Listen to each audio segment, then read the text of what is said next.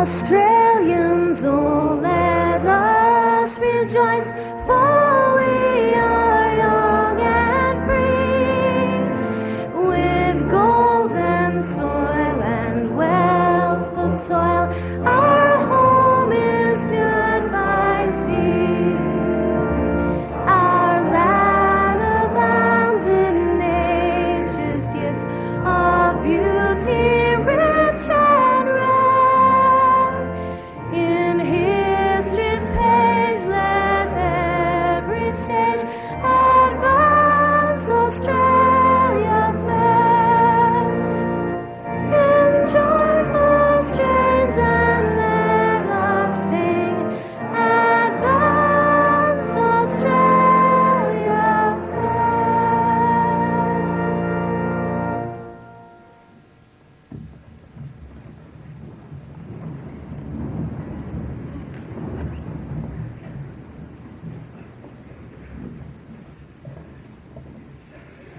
Vice-Chancellor, fellow council members and staff of the university, graduates, ladies and gentlemen.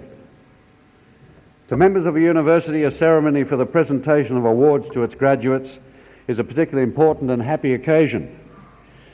To all of you joining us on this occasion, I extend a warm welcome. To graduates, I offer congratulations and best wishes. The university's mission commits it to achieving international excellence in education and research. It's also committed to work through partnerships for regional, national and global enrichment. The university's record of achievement, particularly in research, is outstanding. In 1998, the research funding base increased by 12% to a total of about $27 million. The university ranked 9th out of the 36 public universities in Australia in terms of research income. The Australian Research Council is one of the peak grant bodies in Australia. In 1998, the university had the highest success rate of all the Australian universities in the competitive bidding for research grants. The university has 13 research centres and institutes, over 50 research programs of international repute, and nearly 900 research masters and Doctor of Philosophy candidates. It is an exceptional performance across all faculties and reflects the quality of the research being conducted by the university. More generally, these achievements are also significant because good research feeds into teaching, which at the University of Newcastle reflects cutting-edge technologies. Education today is about the acquisition of lifelong learning skills. So for all our graduates today, this is rather a beginning than an end. I believe that our graduates today will make, in the future, significant contributions in the local, national, and in the case of some, the international community. I take this opportunity to remind those receiving their testaments today that as graduates of the university, you automatically become members of convocation. You thus join more than 45,000 other graduates and have an opportunity through elected representatives to become involved in the governance and developments of the university. I now call on the Dean of the Faculty of Arts and Social Science to present graduates from that faculty. Chancellor, I present to you graduates of the degree of Bachelor of Arts.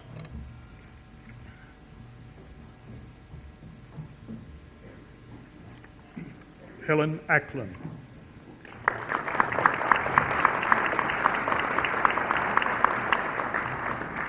Scott Ahurst.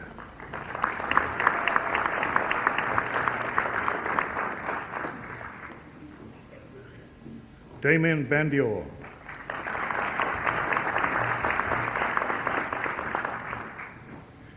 Rebecca Bartlett.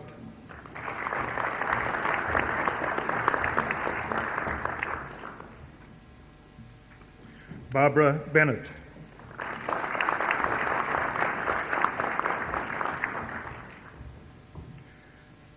Melina Bevan.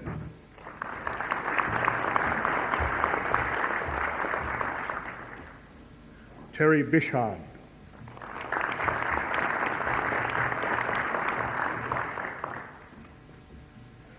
Justin Bird.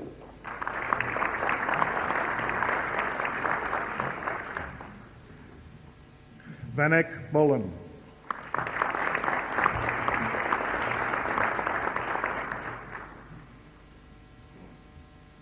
Samantha Brooker.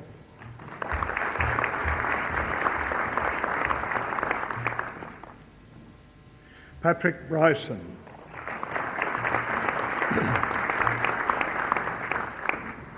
Danielle Campbell.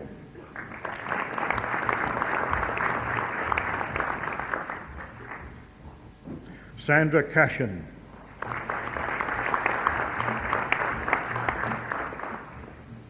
Jennifer Chapman.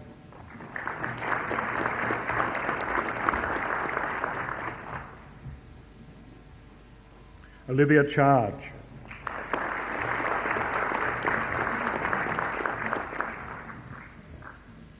Jacqueline Chisholm.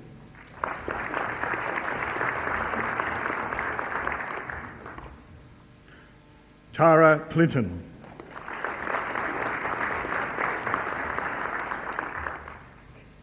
Jamie Cockburn.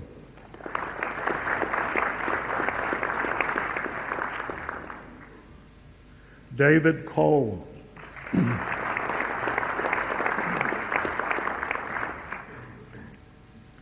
Rebecca Collins.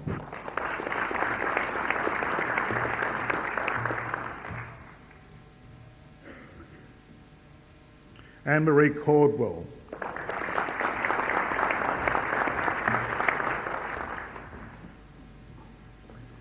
Adrian Cormick.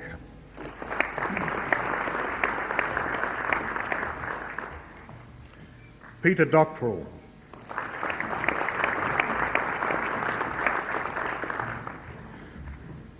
Rebecca Doyle.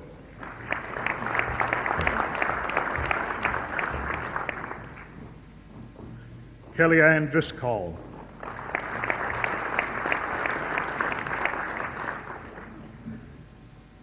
Lisa Ellison.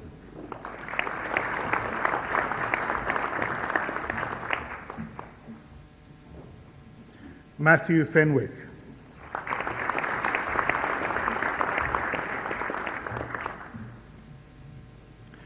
Kylie Flanagan.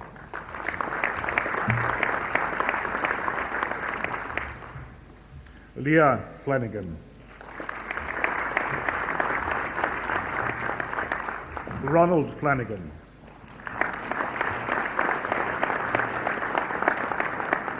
Penelope Frankville.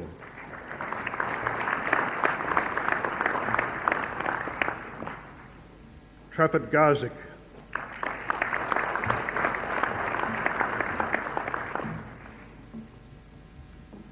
David Geyer.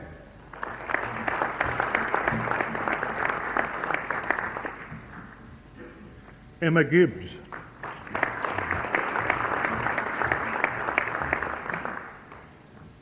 Alice Gibson.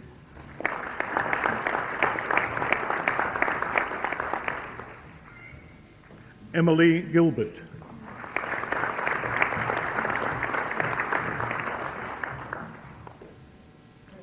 Yvonne Good.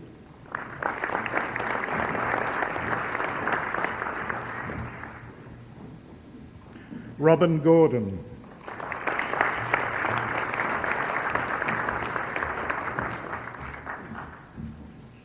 Diana Grant.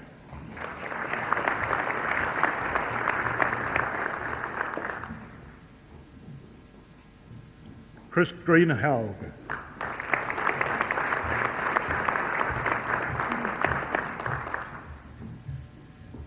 Matthew Guider.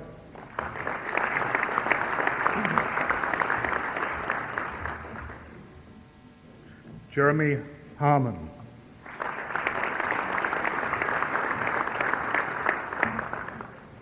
Sarah Halmeldick.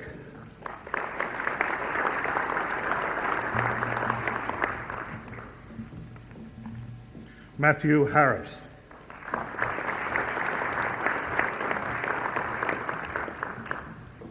Jeffrey Hazel.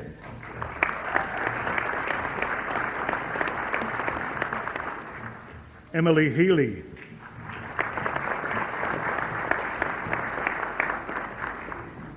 Jacqueline Hennessy.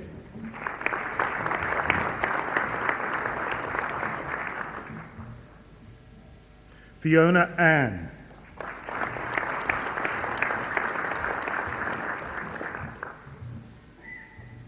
Adrian Hickey.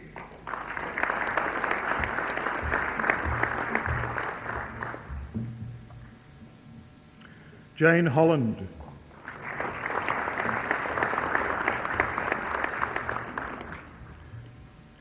Kerry Holstein.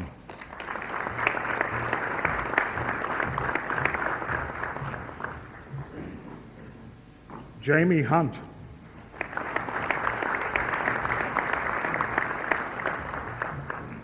Joshua Huntley.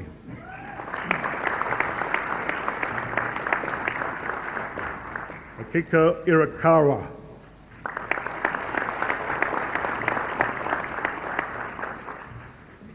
Heather Jackson.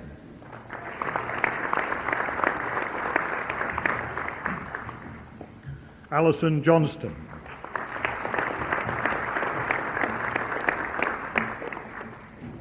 Michael Janikta.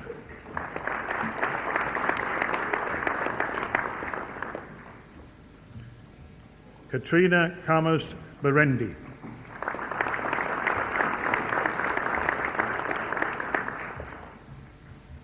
Mary Kay.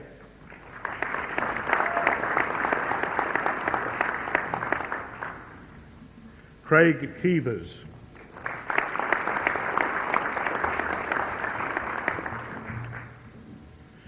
Sean Kelleher.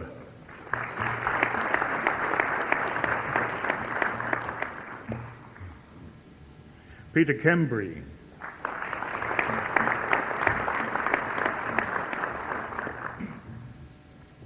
Jodie Carr.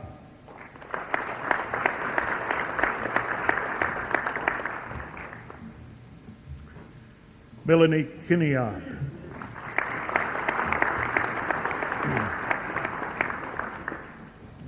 Fiona Lambert.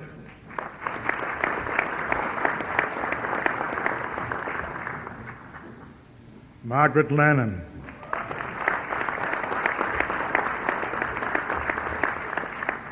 Patricia Tippiart.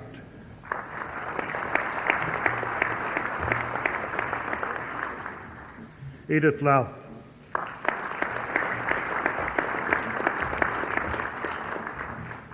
Jacqueline MacDonald.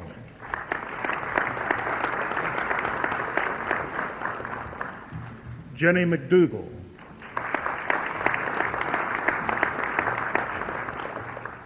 Shauna Maidman.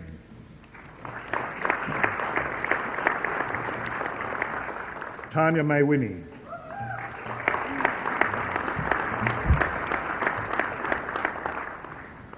Johanna May.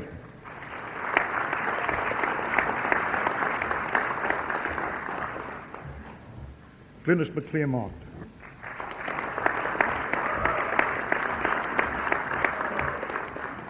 Ronald McGinty.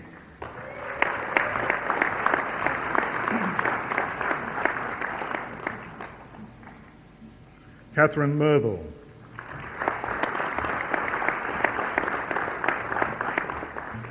Walburga Meck.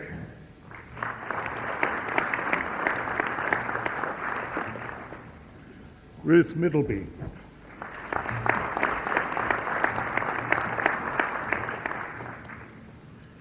Kim Middleton.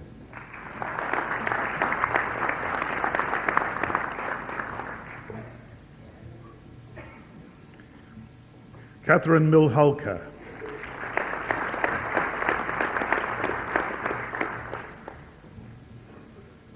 Rachel Milson.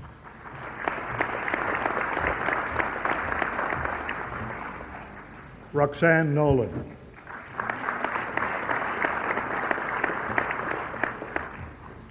Rachel O'Mara.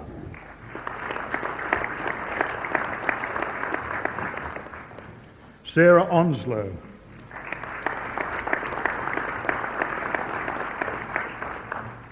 Stephanie Overton.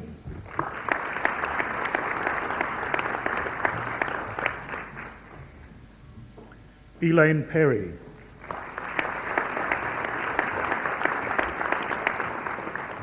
Vanessa Peterson. Christopher Parr.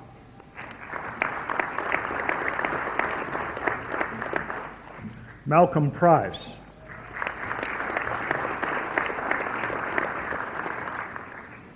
Elizabeth Radley.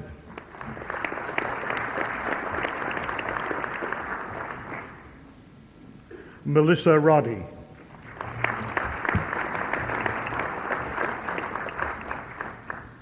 Alison Rook.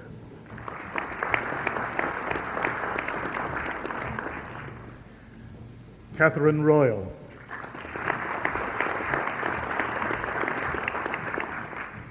Damien Saunders.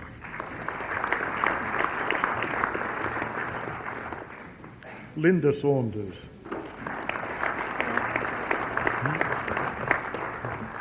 Natasha Shard.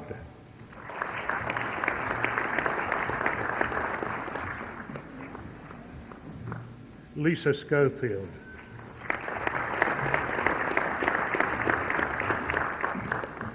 Luke Sessions.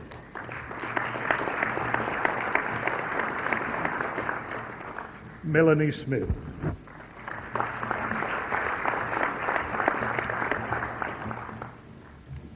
Timothy Stark.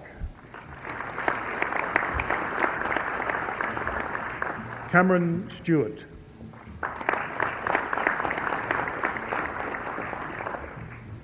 Lisa Sullings.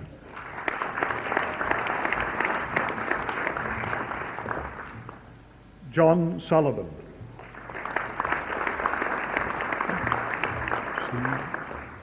Tanya Suna.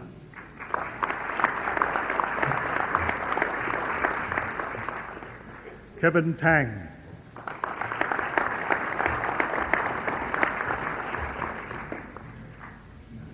Sean Thomas.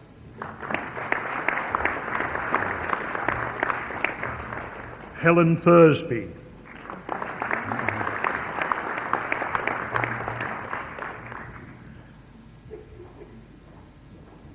Jody Tranchini.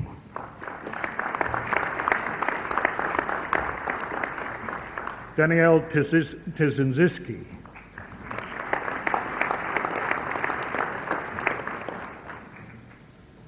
Sue Wake.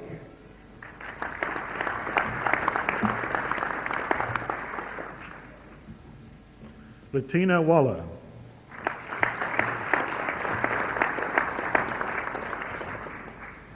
Michelle Walton.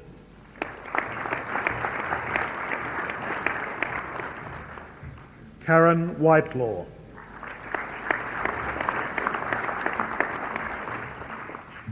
Andrew White.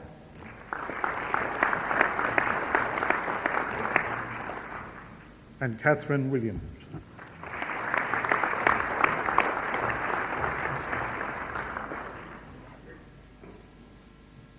Chancellor, I present to you a graduate of the award of the combined degrees of Bachelor of Arts and Bachelor of Science. This graduate has studied for both awards simultaneously. Glenys Parker.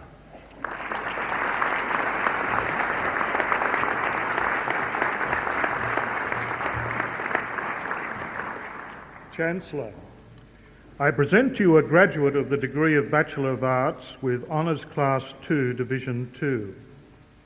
Diane Harris.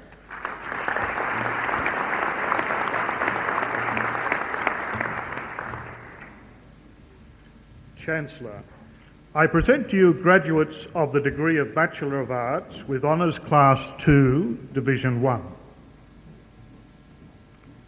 Ross Edmonds.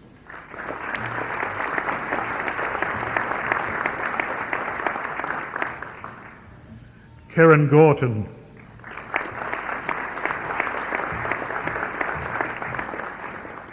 Shane Jerkins. Brioni Manning.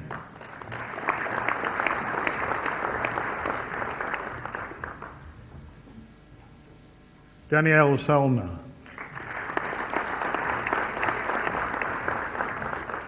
Jane Tonks. And Penny Tozer.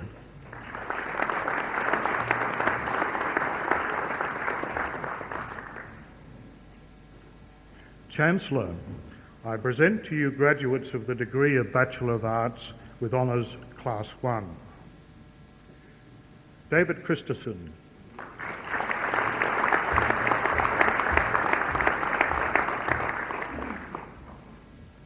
Matthew Dick.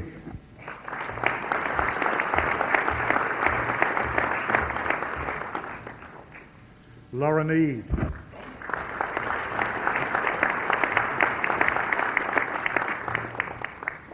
Glendon Hill.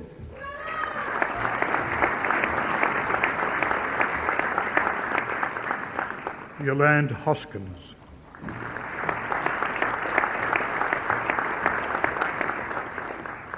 Timothy Marchant.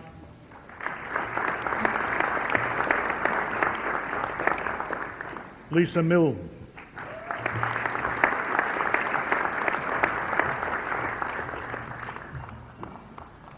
Sarah Phillips.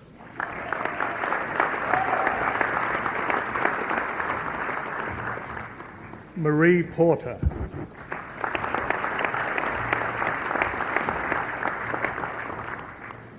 Andrew Seeley.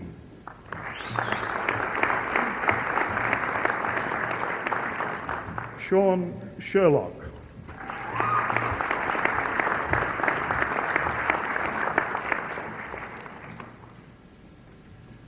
Chancellor, a university medal may be awarded to a candidate who has achieved first-class honours and displayed outstanding ability. In assessing ability, the graduate's record throughout the whole degree is taken into account. In addition to achieving consistently high grades and a total absence of failures, the graduate must have completed at least half of their degree requirements at this university. Chancellor, I present to you graduates for the award of the degree of Bachelor of Arts with Honours Class 1 and the University Medal. David Latimer.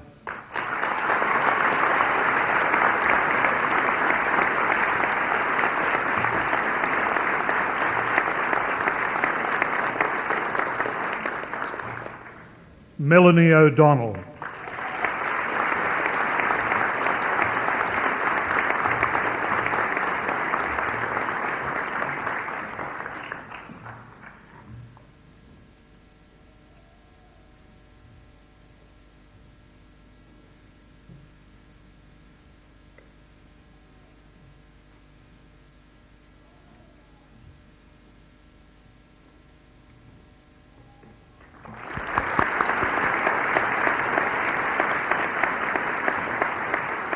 Chancellor, I present to you graduates of the degree of Bachelor of Social Science. Sarah Browning.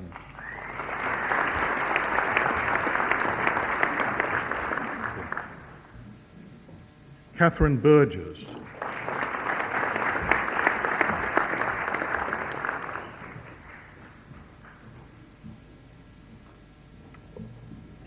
Stacey Carter.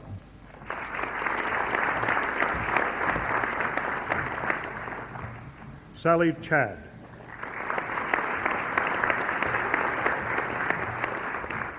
Valerie Cupid.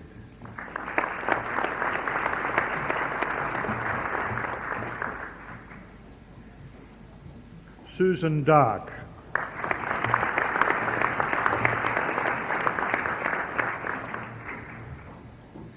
Penelope Elliott.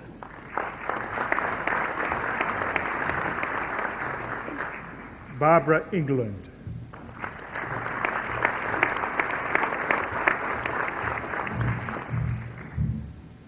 Virginia Evans.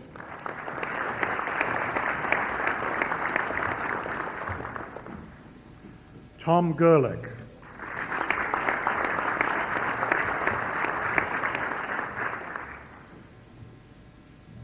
Emily Healy.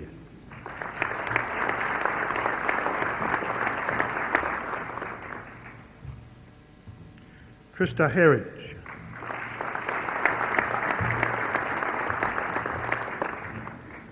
Andrew Jackson.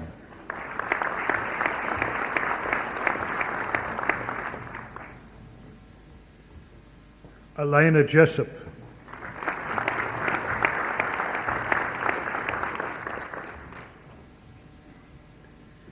Anne King.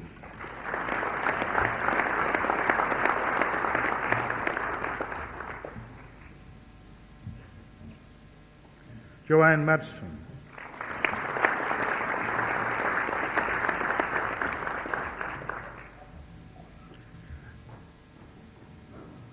April McCabe.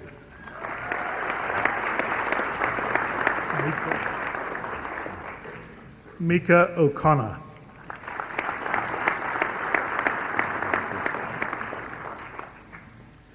Billie Jean Page.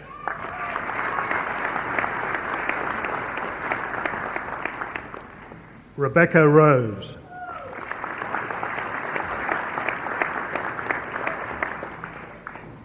Rebecca Shepherd.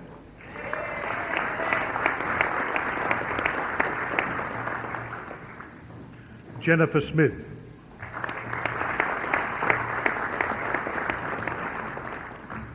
Cressida Strang.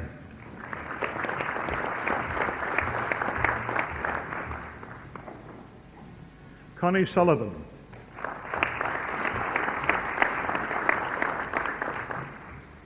John Sunol.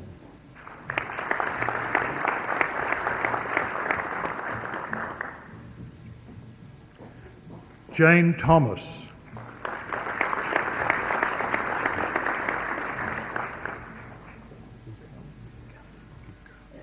Selim Yuka.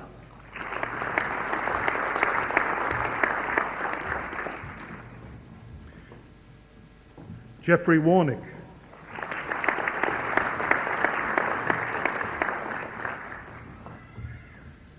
Renee Watson.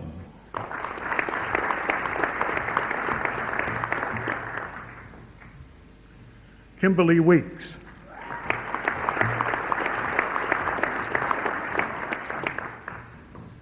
Chelsea Lee Whitaker.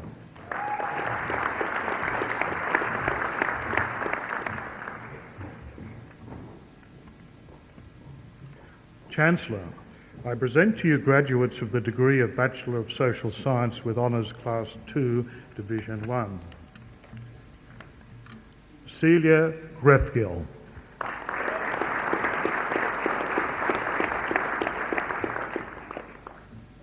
Carrie Hurrell.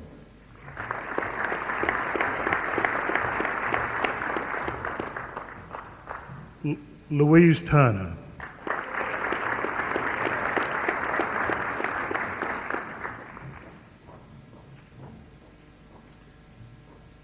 Chancellor, I present to you a graduate of the degree of Bachelor of Social Science with Honours Class 1. Eurydice Sharon Cardona.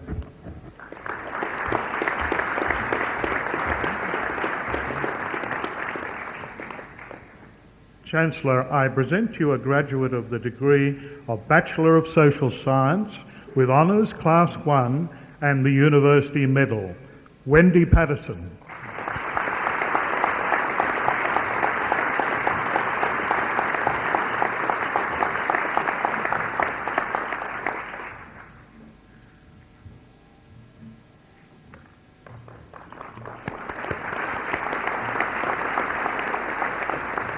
Chancellor, I present to you graduates of the degree of Bachelor of Social Science, Recreation and Tourism. Kerry Ann Arthurson.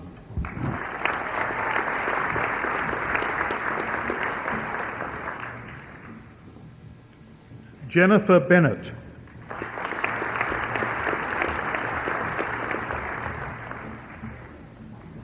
Anna Benson.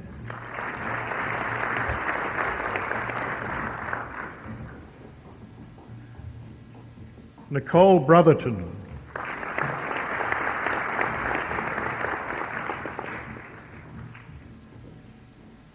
Amanda Burke.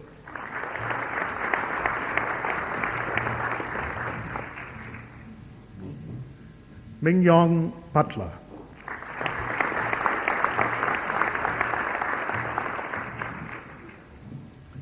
Stuart Clark.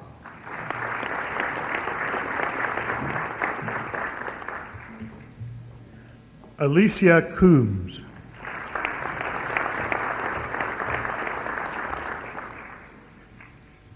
Alison Curry.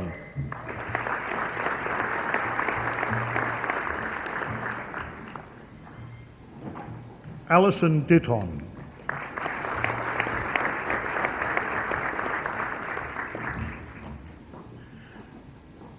Michelle Donkin.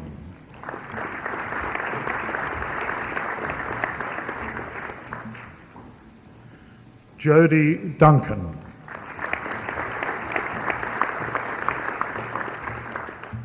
Julia Ellen.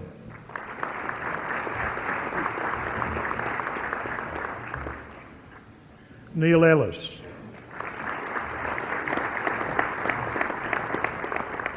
Denise Ferrugia.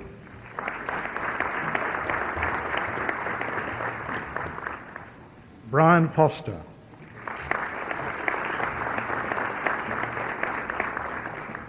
Alison Frith.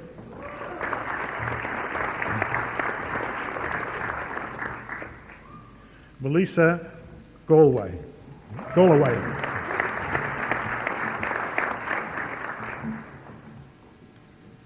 Sally Gerbhardt.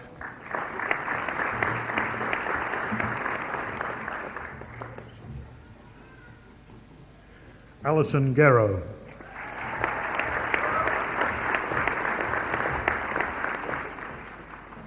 Elena Gilmore.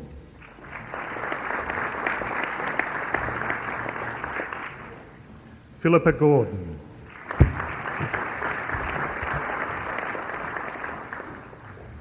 Murray Granger.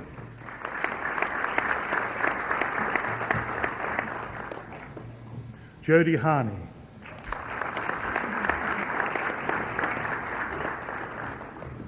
Sarah Harrison.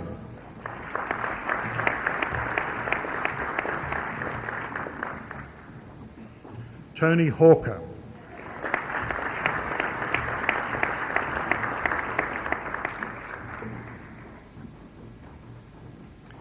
Anita Cruz.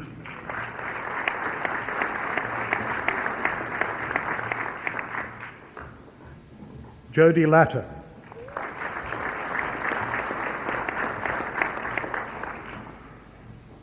Lucy Mayer.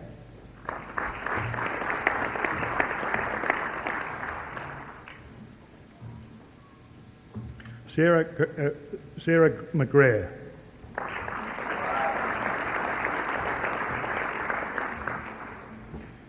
Samantha McKenzie.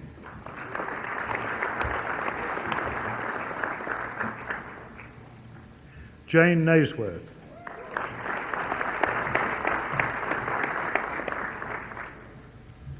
Elizabeth Owens.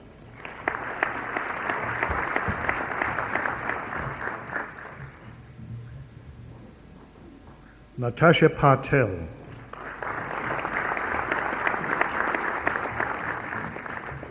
Sarah Rees.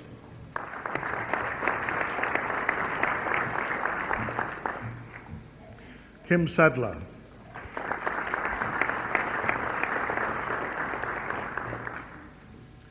Tamara Saunders.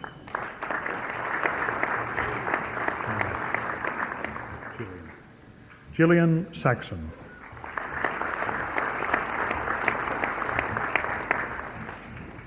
Hayley Shaw.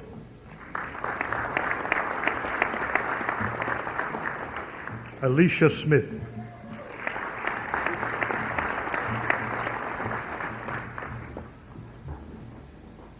Catherine Smith.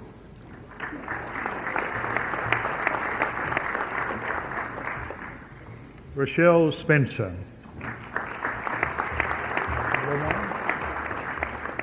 Renee Walton.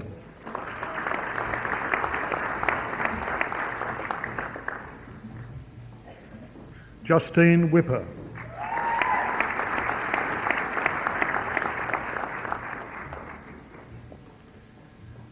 Vanessa Wilson.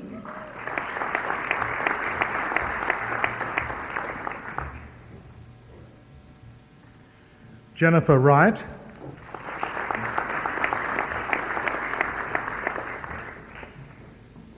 And Susan Yates.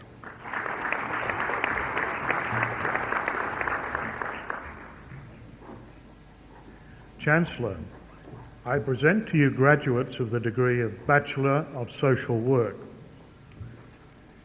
Estelle Alsop.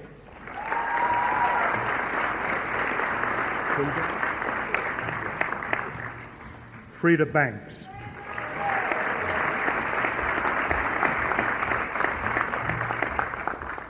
Jodie Burke.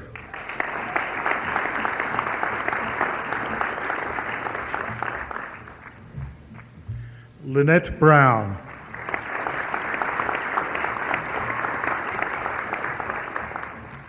Nicole Cameron.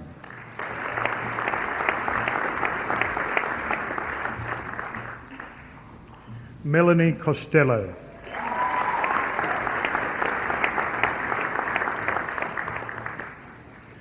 Meredith Cousins.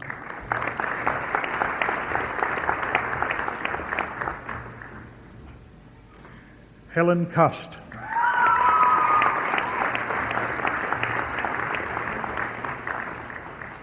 Kylie Fisher.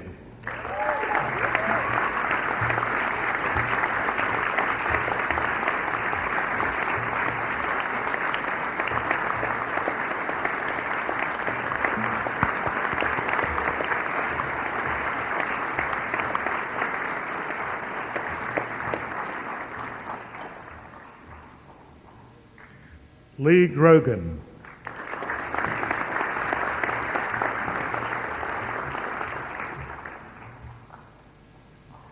Katrina Henry.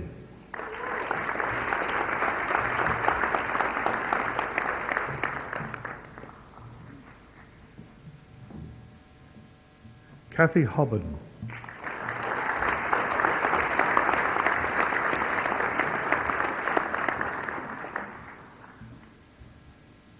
Danielle Horan.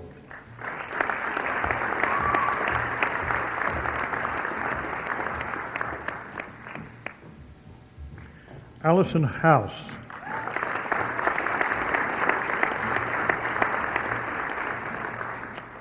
Belinda Lattimore.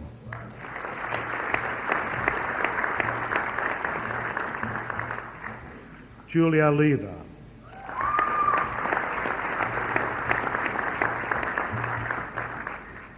Nicole MacDonald.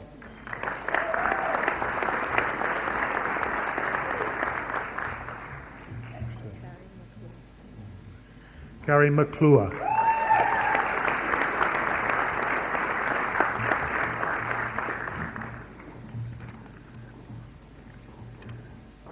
Lynette Morris.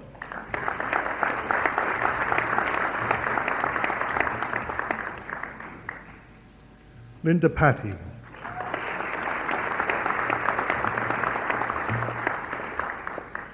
Caroline Ridley.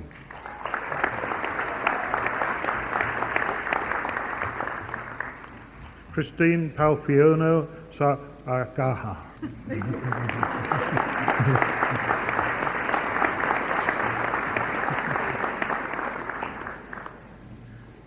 Penelope Scora.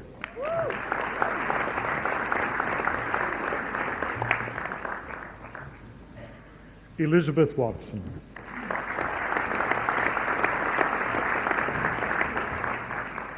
And Kylie Winders.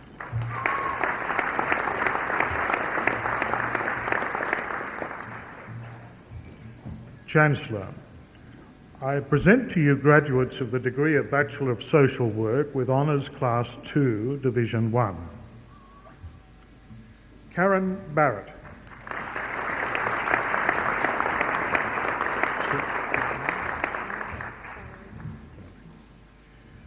Valerie Danger.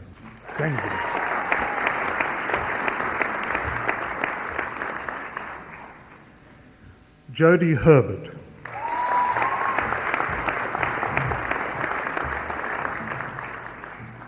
Natalie Williams.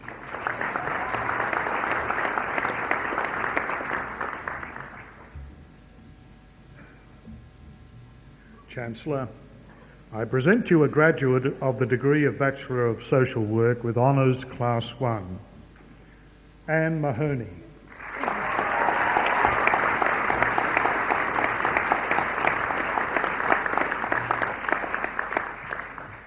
Chancellor, I present to you a candidate who has satisfied the requirements for the award of Graduate Diploma in Linguistics. Margaret Mathers.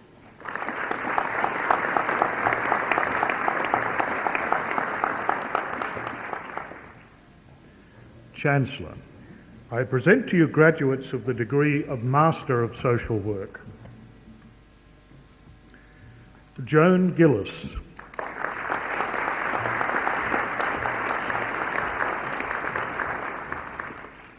Jane McNamara.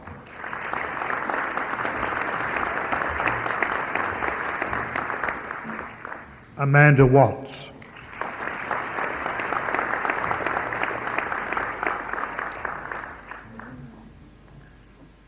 Chancellor, I present to you graduates of the degree of Master of Theatre Arts. Louise Booth.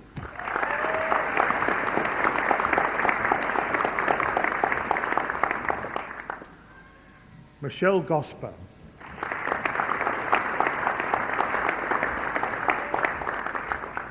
And Barbara Townsend.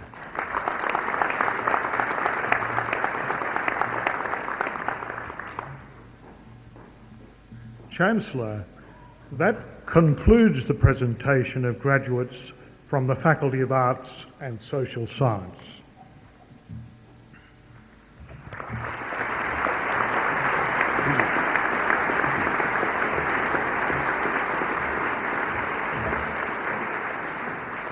I call on the Deputy Vice-Chancellor Research to present research higher degree candidates or graduates.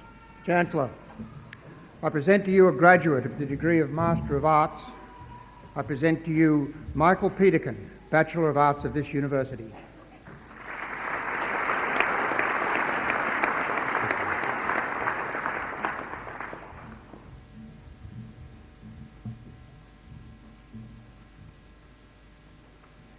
Chancellor, the degree of Doctor of Philosophy is awarded to a graduate who has successfully completed a prescribed program of study, principally of research. A thesis embodying the outcomes of the research is the principal basis of examination. The degree is only awarded if the thesis makes a significant and original contribution to knowledge and to our understanding of the field of knowledge with which it is concerned. Today, the University is proud to honour Doctor of Philosophy graduates who have satisfied these rigorous criteria for the award of the degree.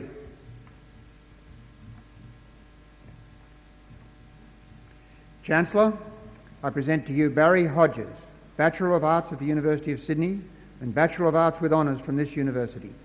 Dr. Hodges' thesis is entitled Retooling Popper, Conventional Decision and Rationality of Improvement.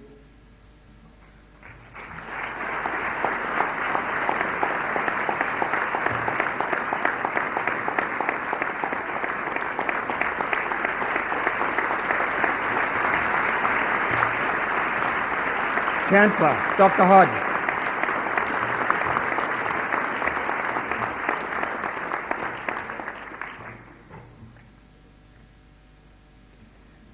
Chancellor, I present to you Kevin Markwell, Bachelor of Arts, Bachelor of Educational Studies and Master of Arts of this university.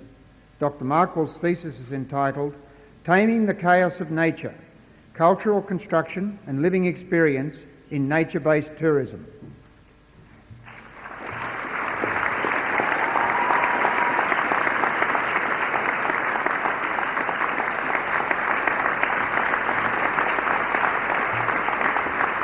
Chancellor, Dr. Markwell.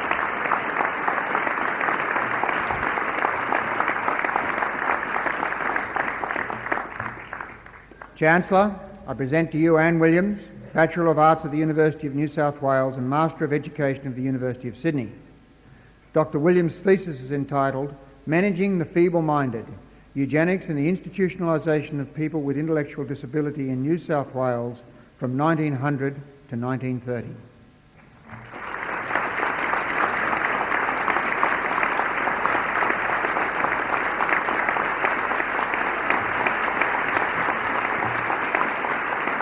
Chancellor, Dr. Williams.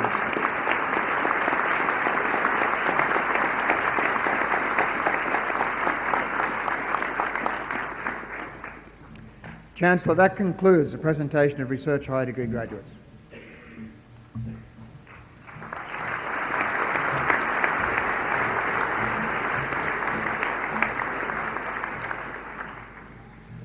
I now call on the Vice-Chancellor to present a candidate for an honorary degree.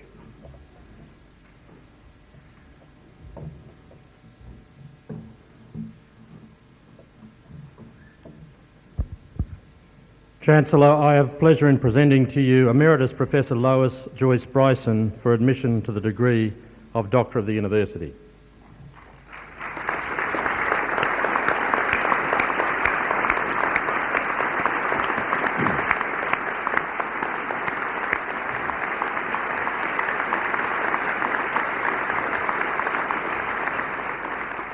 Chancellor Lois Joyce Bryson was born on a farm at Bunyip in Gippsland, Victoria. Her first 4 years were spent on the farm, after which the family moved to Melbourne. Being a bright, intelligent girl from a poor working-class family with 2 sisters and a brother, her career intentions almost inevitably led to school teaching. Professor Bryson's family circumstances and her academic capabilities led her to earning a studentship provided by the Victorian Department of Education for the last 3 years of high school. However, in her final school year, a heart condition prompted a change in career choice. After receiving advice from a career counsellor, she decided on a career in social work, even though she was outstanding in mathematics and particularly interested in the subject. She gained a Commonwealth scholarship to university which covered fees and provided a living allowance because of her family's meagre income. Ultimately, she completed qualifications in both teaching and social work, and in her distinguished academic career has been able to marry interests in social policy and education through teaching sociology. Following her graduation, Lois Bryson was invited to be a tutor and research assistant on a research project in social work at the University of Melbourne. Professor Bryson then worked as a psychiatric social worker for 2 years, at the same time becoming a member of the executive of the social workers' professional body. Her experience has made her determined to get back into research to fathom out why very few mental patients were actually helped by psychiatric social work. Completing a Diploma of Education and progressing with a postgraduate Bachelor of Education, she gained high marks to facilitate an academic appointment. While studying, she worked as a secondary mathematics and English teacher and a school psychologist. The establishment of Monash University opened new opportunities. From 1965, Lois Bryson stayed at the university for 14 years, completing a Doctor of Philosophy degree in 1970, as well as teaching and conducting other significant research. It was an exciting period as it represented the beginnings of a formal sociology in Australia as an academic discipline, as well as the democratic student revolution in Australian universities. From Monash, Lois Bryson worked at the University of New South Wales for 11 years. During this time, she took a 3-year secondment in a senior social work post with the Victorian Government, developing an advanced and well-articulated social justice strategy. In 1990, she joined the University of Newcastle as the second Professor of Sociology and was immediately engaged in pioneering the new Faculty of Social Science, which was later amalgamated with the Faculty of Arts. The university provided Lois Bryson with opportunities for civil involvement of a high calibre not readily available in large anonymous metropolitan centres. She was able to contribute much of significance to the local community. Her experience here was also considerably enhanced by being a significant part of a team chosen to carry out a large 20-year study of women's health on a massive competitive research grant. Lois Bryson has profoundly influenced thousands of university students, providing them with support, encouragement, and teaching of a high degree of excellence, as well as well-defined research skills. She has played a major part in the pioneering of sociology and sociological research in Australia, particularly gender research. She has been heavily involved in public life and social policy development, particularly the ongoing gender revolution, and has worked with colleagues who also wish to make universities more dynamic and more effective in their tasks of educating and furthering knowledge. Lois Bryson's contribution to sociological literature in Australia has been both massive and profound. Her book, co-written with Faith Thompson, An Australian Newtown, published in 1972, has become a classic of Australian sociology. It has been revisited in 1999 as Social Change, Suburban Lives, An Australian Newtown, 1960s to 1990s, with Ian Winter as co-author. In between, there have been 4 other edited, co-authored and single-authored books and a huge collection of book chapters and journal articles which have all demonstrated a particularly high quality of wide-ranging sociological and social policy research, as well as an accessible and elegant writing style. Lois Bryson's outstanding academic career has been recognised by her election as Fellow of the Academy of Social Sciences in Australia and the award of the Distinguished Careers Award of the Sociological Association of Australia. In acknowledgement of her particular and outstanding contributions to scholarship and leadership in this university, the Council conferred on Lois Bryson the title of Professor Emeritus upon her retirement in 1997. Chancellor, it is with great pleasure that I present to you Lois Joyce Bryson, Bachelor of Arts and Diploma of Social Studies and Diploma of Education of the University of Melbourne and Doctor of Philosophy Sociology of Monash University for the award of the degree of Doctor of the University.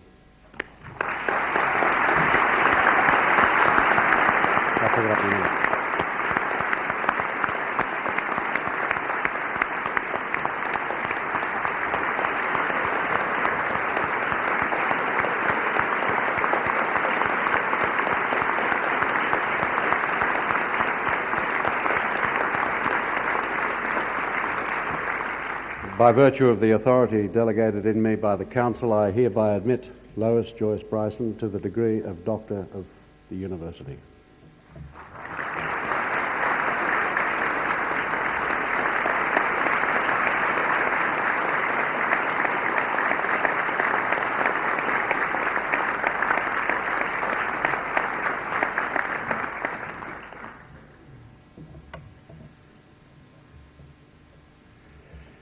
We will now have a musical interlude presented by the Faculty of Music's Trombone Ensemble.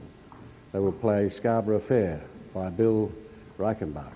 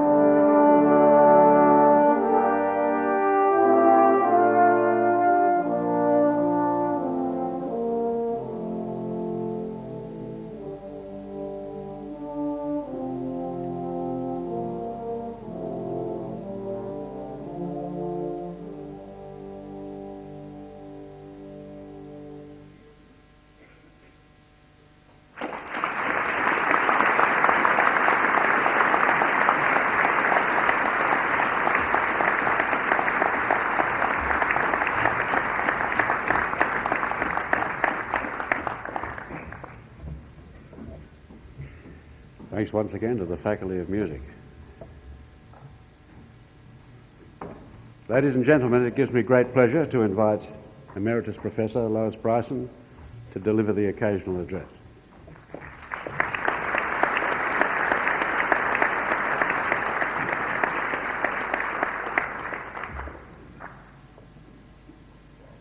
I feel immensely honoured to be awarded the degree of the Doctor of the University of Newcastle, and I want to thank the Vice-Chancellor for his very flattering and kind words. I'm extremely proud to have worked here, and to have my work recognised in this way is sort of some real icing on what was a very delicious cake anyway. So thank you all. First, I want to join with everyone here this morning in congratulating all the graduating students. All the late nights and the hard work and the persistence and dedication that you've shown, together with the support provided by your family and friends, has certainly paid off. Today you have the symbol of your achievement in your degree. Graduating ceremonies are a time for reminiscence. I'm sure you're all reminiscing and thinking about the journey that led you here today. I'm sure you'll keep the memories and cherish them, and I wish you all the best with the continuing journey through your lives. I too started reminiscing as I was thinking about being here today, and I started thinking about my own student days and thinking about what was the same and what was different about universities when I enrolled at Melbourne University in 1955 and today at the end of the century. And thinking about it, I thought of lots of similarities and lots of differences, and that's the sort of thing sociologists do, I suppose. We're very interested in change, what's changed, what's stayed the same, and why. So although I can't claim to have done a systematic study of change in universities, I've been a close university watcher since 1955, and I have done a lot of other general studies of change in the society. So I thought I'd like to raise, first of all, some continuities with you. The actual formalities of this ceremony today are very similar to when I graduated in the late 50s. The pageantry, the gowns, the doffing of the hats, the awards, the excitement, the feelings of achievement were very, very similar. Anthropologists and sociologists who study ritual always tell us that a society can be, you can see what a society values by looking at its rituals. And it's very clear that university education is still highly valued.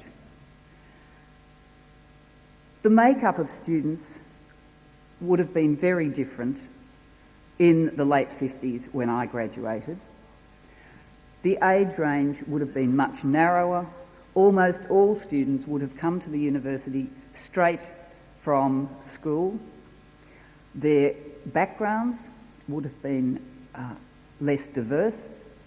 In 1955, when I joined the university, Australia still had its discriminatory and racist White Australia policy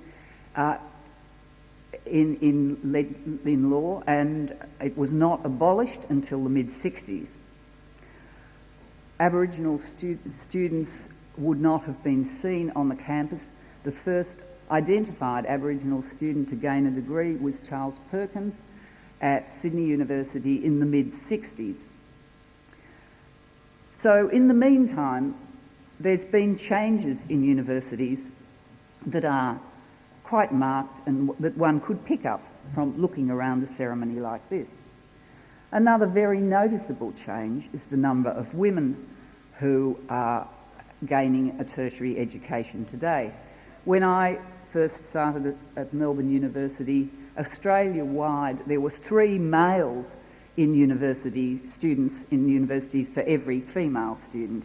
Today, women in universities across Australia slightly outnumber men students, but they're about the same And of course, we all know what a wide age range we have today. And as was said earlier, university education has become lifelong. People change directions, increase their qualifications in far greater numbers than was possible in the past. The issue of women going to university is underlain by much more dramatic change than merely to say that there's more women here. When I went to university, I was offered the option of teaching, nursing, social work or librarianship, and it was assumed that these would be professions, and they're all noble professions, but it was assumed that these would largely be professions for a short time until I married and had a child. In fact, I wouldn't have been able to take a permanent job and be married in the public service. The Australian public services at state and federal level all had what were called in those days marriage bars, so that you had to give up your job when you got married. I still have a historic letter turning me down when I applied for a particular job which I felt I was well qualified for, stating that it was because I was married. The marriage bar in Victoria was not lifted till 1973. So the choices that women had were very much more circumscribed. And thinking about the changes, I started to worry a bit about the fact that these changes might prove to be fragile. We have to be vigilant to make sure that we protect the democratisation that's happened in tertiary education over the last 4 decades. And it seems to me that it's possible to contemplate that the new moral panic which is breaking out at the moment about a falling birth rate in Australia could lead to some people thinking that the way to solve that is to restrict women's choices about what they do with their lives. Now, interestingly enough, I've been watching the trend for falling birth rates for a long time now, and I've also been looking at what happens overseas and looking at the research which tells us what's the most likely circumstances to keep a country's birth rate at a reasonably high level. And interestingly enough, trying to encourage women to take on more traditional family roles is about the worst option that a country could choose. Those countries such as Greece, Italy, Germany, Hong Kong, Singapore and Japan that do not facilitate the combination of motherhood and paid work through childcare services, maternity and parental leave and so on. They have absolutely the lowest fertility rates in the world. In Italy, I think it's down to 1.2, where in Australia it's sort of hovering just under the 1.8, which in fact, given our strong immigration policies, is really replacement level. So the moral panic is kind of displaced anyway. But it's interesting to look at the countries that have managed to maintain higher fertility rates, and they're the ones that have facilitated this combination of family work and paid work. The Scandinavian countries, France and Australia, because Australia over recent years developed one of the best childcare service networks in the Western world, across the world. So it does seem that that would be barking up the wrong tree to just say women should be more traditional and then we'll have more babies. But I did overhear some 20-year-olds discussing the issue about whether they were going to have children or not the other day. And they gave me some brilliant inspiration. I decided that perhaps a much more effective way to do it would be to keep increasing the complexity of the technology that we use for our recreation. Because I heard one of these students who, in answer to the question that was put to him by another student, and two of these students answered this question, "Are you intending to have children?" And they both said, "Well, no." And this person said, well, why not? And they said, we can program our video, why should we bother? So maybe we're barking up the wrong tree entirely. So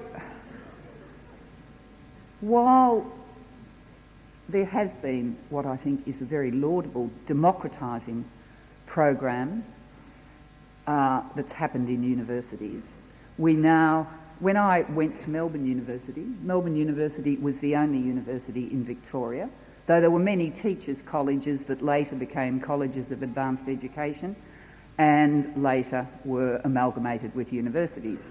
But each state had one university, and I imagine, although I don't have the figures, I imagine that the student population of Melbourne University in the 50s would have been fewer than at Newcastle University today.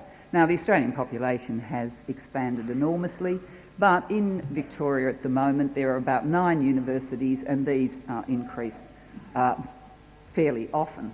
So we have started to move away from an elite system of tertiary education to a much more democratised system, and I think this is something well worth protecting.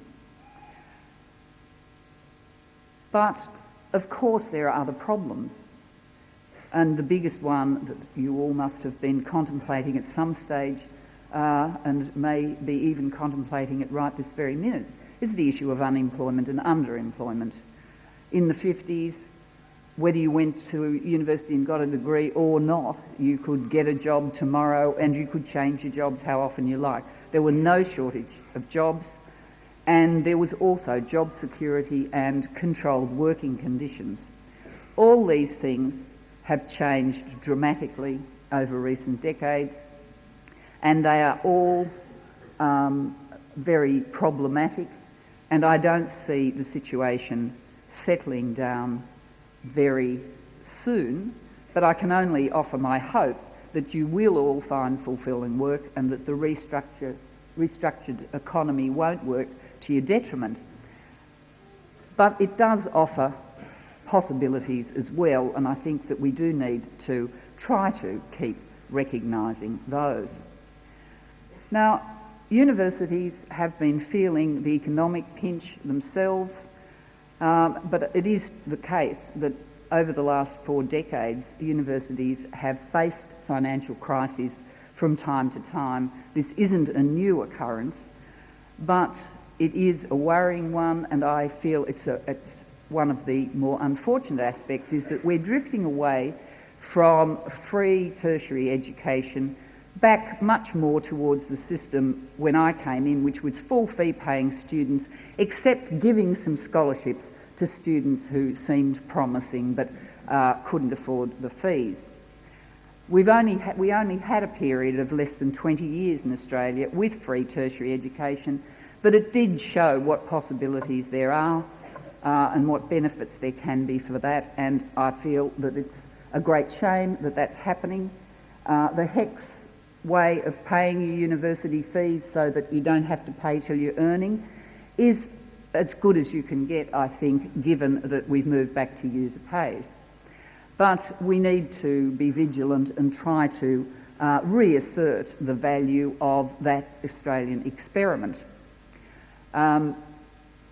We also need to be vigilant about all the changes, and I can only exhort you to take an interest, even if you, as you move away from universities, to take an interest in the sector, as many of you will, and to try to put your political weight behind preserving those values that you felt were good ones while you were here and promoting good change rather than allowing governments to ignore the voice of the people.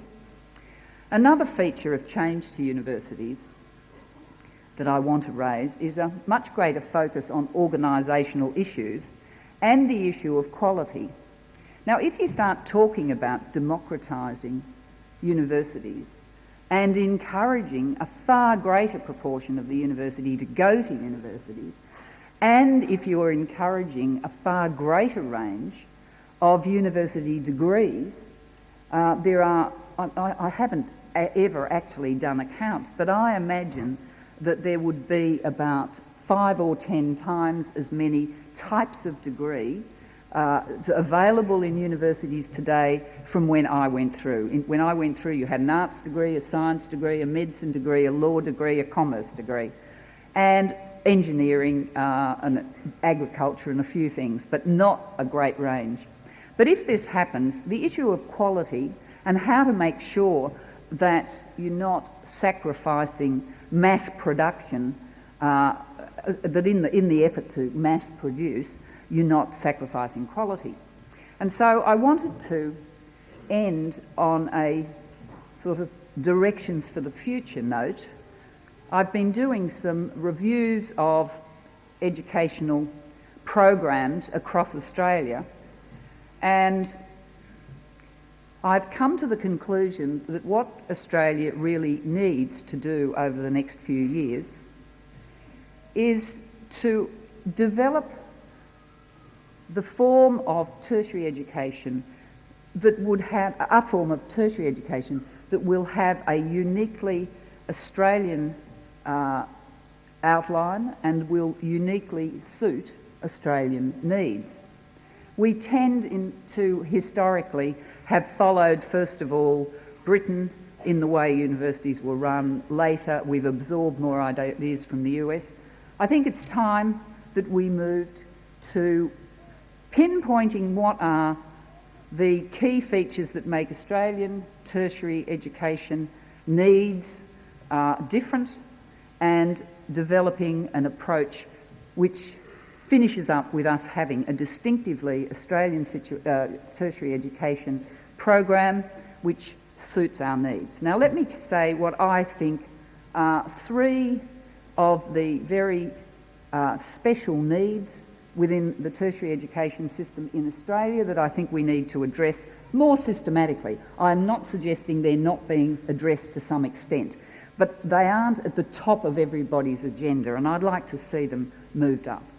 The first one is size. Compared with the US and the UK and so on, we have a relatively small size population who will be taking tertiary degrees, or who could be taking tertiary degrees if we encourage them. The second point is that they're likely to be dispersed over a huge land mass. And the third point is we do not have a history in this country of the students moving to where the degrees are offered. The UK and the US have long histories of students moving in and being resident around where the universities are.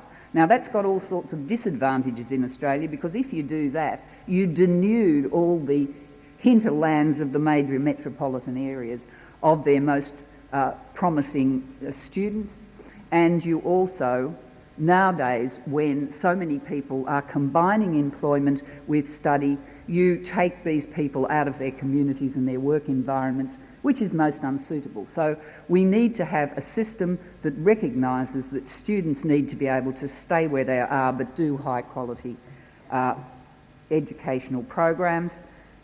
And these 3 factors together, the dispersion of the population, its relatively small size, and the need to deliver to students more or less where they are on a commuting basis, lead to the suggestions that I want to make. And one is that we really need to try to encourage far more collaboration between universities about teaching. We're gradually achieving more collaboration about research, but we're only in the very early days of achieving it about teaching. As I see it, universities who are offering courses that have small numbers in them could combine with other universities. This is all feasible now, even if you're not close by. You don't have to be in the next suburb to do this. You can combine across states or even internationally. If you combined your resources and used the people with the most expertise to do the teaching of particular subjects, it would stop the necessity for every university duplicating all the areas of expertise that students need, and it would allow each university to develop its own expertise to a much greater extent. We also need to couple that with highly flexible modes of teaching so that subjects can be taken using all sorts of high-powered technical teaching modes, the internet and that sort of thing, but also get a new appreciation of the way teachers might move around the countryside and share their wisdom with bodies of students in locations that they could congregate at for certain lengths of time. So that we'd be moving the teachers to the bodies, not the bodies of students, not the students to the teachers. And Australia's got a justifiably proud record in distance education. We now have the technology to develop far more creative and effective ways. I really don't have time to go into the detail. Some of you will understand some of these possibilities better than I. But I've studied some programs in universities where this sort of collaboration is being done, and the effects are really quite exciting. So I wanted to raise that as a possibility for the direction for the future of tertiary education in Australia, which would maintain an emphasis on its democratisation, on it being integral to the community and not locked up in privileged university places that are only available to the elite. And so I just want to once again wish you all the best, congratulate you on a job well done, and it's wonderful to see you here today. Thank you.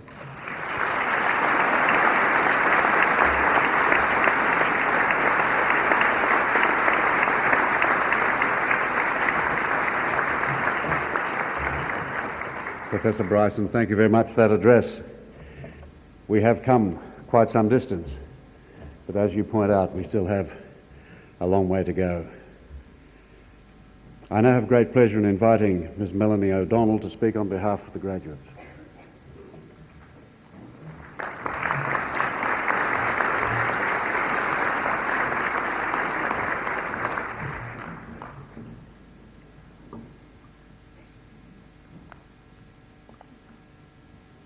Chancellor, Vice-Chancellor, members of the University Council, staff of the University, fellow graduates, ladies and gentlemen.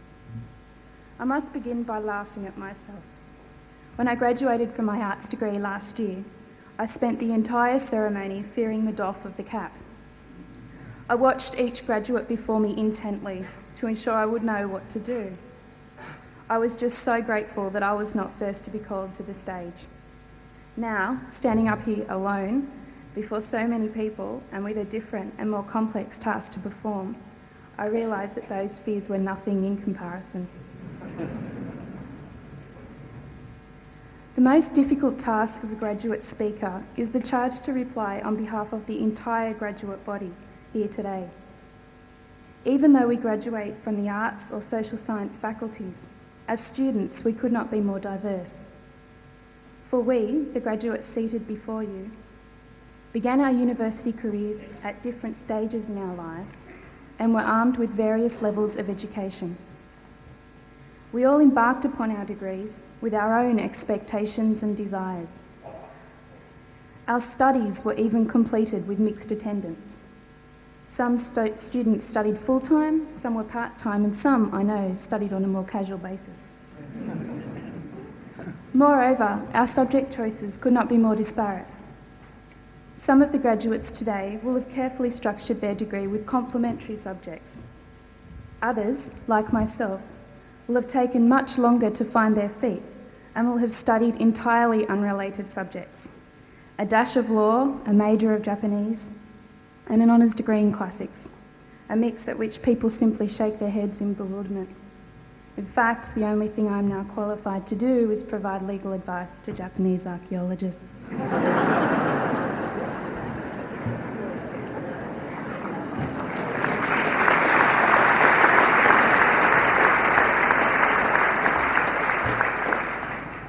Despite these differences, we have all become allies under the banner of shared university experiences. If nothing else, we have learnt basic self-preservation skills, such as what food should be avoided at all costs in the union. We've all pondered the students who insist on queuing in the main computer room of the CT building when computer rooms on all other floors remain empty. We've all suffered radiation sickness from endless hours of photocopying. We have all invested worthwhile study time in the Godfrey Tanner Research Facility. Finally, university life required us all to develop finely tuned parking skills. From learning the hand signals that ask, "Are you going?" to eventually leaving yourself in complete frustration when you haven't been able to find a park. On a more serious note, I believe the most important factor that unites us as a student body is the challenge we have faced as university students. Our presence today as graduates indicates that we have all met this challenge. We have all grown as individuals in the course of our time here despite our ages. We are stronger people for having survived endless assignments and exams. Such strength of character also derives from the demands on our time outside of university. Most of us have managed full or part-time employment, some of us have children, and almost all of us have stared in the face of bankruptcy. It may sound cliched, but that is the life of a student. Life and its difficulties don't pause for you to complete your degree. By your presence here today, family, friends and staff of the graduates, you demonstrate to us that you recognise the challenge we have faced and that you respect our determination. On behalf of all the graduates, I thank our parents, families, partners and friends for the unconditional love, support and tolerance they have provided us with throughout our studies. I also extend the appreciation of the student body to the staff of the university. The large number of graduates before you is testimony to your guidance and to the limitless time that you have devoted to us. That you are all proud of us is clear by your attendance today, and it only increases the value of our achievements. We leave here today with new initials to our name, and they are certainly measures of our successful university experience. By its definition, however, a degree, from the Latin gradus, means just a step, and so they will be in life also. The disciplines in which we have all studied and the qualifications obtained come second in importance to the process of learning we have completed. As a 19th century American poet and philosopher, Ralph Waldo Emerson, is quoted as saying, "What lies behind us and what lies before us are tiny matters compared to what lies within us." Today we are not just graduates with new qualifications. We are people who have shown courage. We are now better equipped to cope with life in general, having reached during the course of our degree what we believed were our limits and then discovering that we could exceed them. The internal strength that we have developed as university students is a more important measure of our success than any degree. Whatever our future plans may be, the workforce, a return to some semblance of a normal life, or for the completely insane, another degree, we can summon confidence from our success recognised today and proceed into this future knowing we have much to offer. Yet we can only define our present hopes for the future by learning from past experience. Indeed, today we celebrate the promise of future success as graduates with a ceremony that is steeped in tradition. Let us hope that the process of learning offered by the universities, which creates such promise for the future, will always look to history and treasure the wisdom it holds. Tertiary education has taught me to appreciate the power of choice that we all possess. We all chose to come to university, and so our persistence in achieving this goal is all the more deserved of acclamation. I have discovered, after much soul-searching and a few bad decisions, that one must be fearless in regard to what you want to do, despite the scepticism of others. Satisfaction follows the pursuance of your own goals and not meeting the expectations of others. I think if you have realised that for yourself alone while at university, you have succeeded. Choices in life will be your own, and therefore life will not be fraught with regrets. Finally, to my fellow graduates, enjoy today. for it is indeed our own, and we have earned it. So a Sanskrit proverb advises, "Look to this day.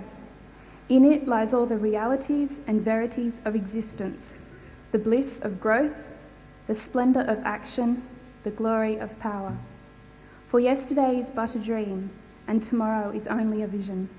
But today, well lived, makes every yesterday a dream of happiness, and every tomorrow a vision of hope." Thank you.